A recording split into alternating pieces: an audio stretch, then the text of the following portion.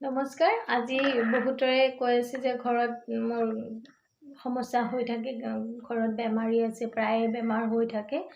তাৰ কাৰণে বাইদেউ কি কৰিলে ভাল হয়? গতিকে মোৰ এই কামটো কৰি চাব, বহুতখিনি ৰিলিফ পাব। আপোনালোকে কি কৰিব, 7টা শনিবাৰ একেলগে কৰিব লাগিব, একেৰাহে, কোনো ব্ৰেক ল'ব নোৱাৰিব। 7টা শনিবাৰে এই কামটো কৰিব। কি কৰিব, 7টা শনিবাৰে 7 টুকুৰা ফিটকিৰি ল'ব। ফিটকিৰি সৰু সৰু টুকুৰা বজাৰত কিনিব পায়। 7টা ফিটকিৰি টুকুৰা ল'ব আৰু জায়ফল ল'ব।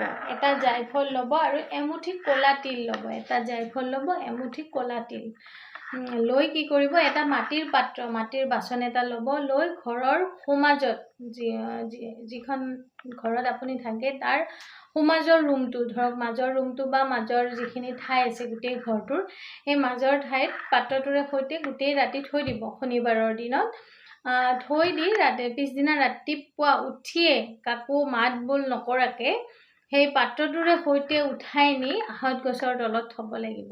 এইটো একেৰাহে 7টা শনিবাৰে কৰিব লাগিব।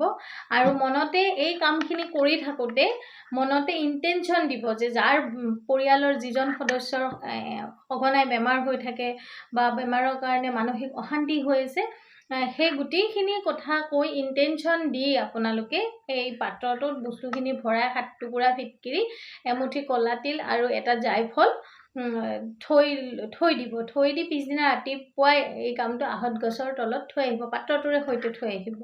কৰি চাব, বহুতখিনি সুফল পাব। ধন্যবাদ। ৰাধে ৰাধে। যদি নিজৰ লগতে আনৰো এই কামটোৰ দ্বাৰা কিবা সহায় হয় বুলি ভাবে আপোনালোকে শ্বেয়াৰ কৰি দিব আৰু মোৰ পেজটো ফ'ল' কৰিব। ধন্যবাদ।